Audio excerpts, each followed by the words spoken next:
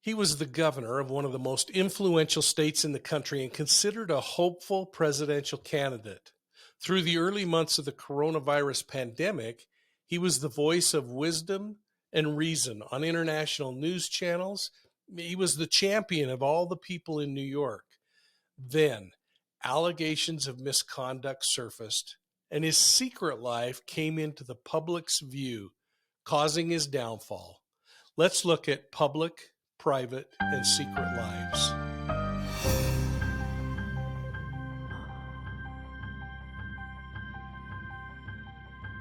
Hey, welcome to Profiling Evil. If you're new to our channel, thanks for joining. If you're one of my longtime university students or a channel member, welcome back, and thanks for your support.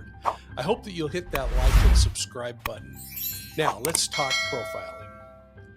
Without naming this once powerful governor, which I think you all know, it takes little research to discover who he is and what he subjected his victims to, the thing that led to his ultimate demise. His name isn't as important as this discussion of the three portions of a person's life. The reason's simple. It's the same three portions that each of us contend with daily, and the strongest influence can dictate how the world may envision us individually.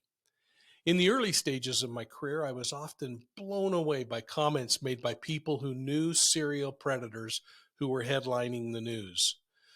They were family members, coworkers, associates from clubs or churches.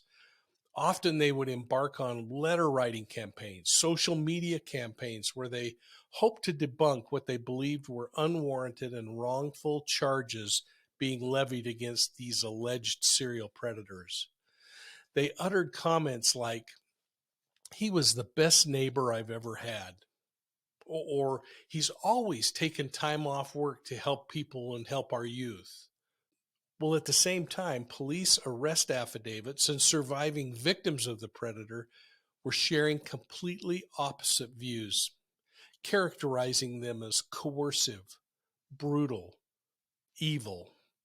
In the courtroom, experts would testify to the behaviors, and the judgment of truth fell on the criminal justice system, its juries and judges.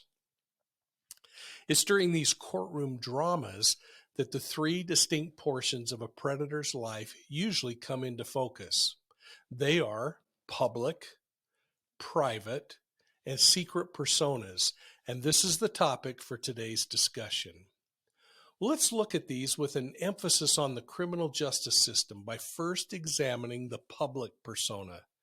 This is how we all like to have others think of us. As you think of these personas, personalize them or think of examples you've witnessed in yourself or others. We all strive to put our best foot forward when meeting new people or interacting with others publicly.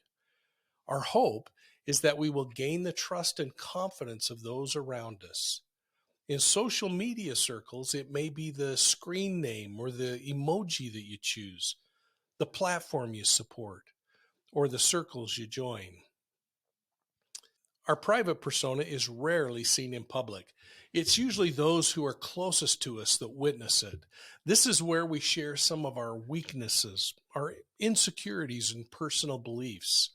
We may not share it publicly because it's just too risky for us, or it's a position we haven't resolved in our own minds. It may be much simpler, such as the professional butler who's publicly known for his proper etiquette, cleanliness, and appearance. While perceived that way in public, he may be a complete slob in the privacy of his own home. His house may be unkempt, filled with empty pizza boxes and soda cans. The person he is in the privacy of his home is entirely different than the person he is when he reports at work. Well, here we see the public and private personas can coexist and yet remain independent. A good example of this yin-yang relationship could be the stellar member of the community who fights for truth, justice, in the American way, publicly, while cheating on his taxes or dealing with an illegal drug addiction. Think of what we've been learning in the Alex Murdaugh case. Under public scrutiny, these chameleons are exemplary, while privately, or secretly they're violating the laws of the land. The most terrifying side of a criminal's persona is the secret persona. A person's secret life is where fantasy and deviance are born and nurtured. When the fantasy is no longer sufficient, they act them out, and usually the victim is the only person who ever knows the secret side of a criminal offender. By trying to understand the differences in the public, private, and secret persona, we're better equipped to theorize on why a particular victim was selected or what motivated the offender to commit the crime. So the next time you look at possible suspects in a criminal case, try to break down the behaviors you're reading about into those three areas: public, private, and secret.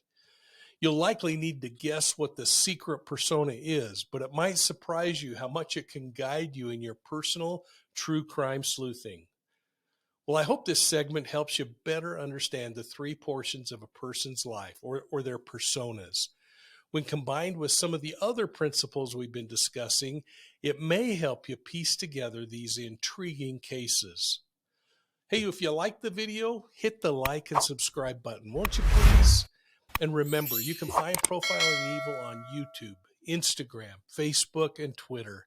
And if you like podcasts, check out our podcasts on Profiling Evil on your favorite podcast platform. And check out our website, profilingevil.com. Hey, thanks for supporting us, and we'll see you soon at the next crime scene.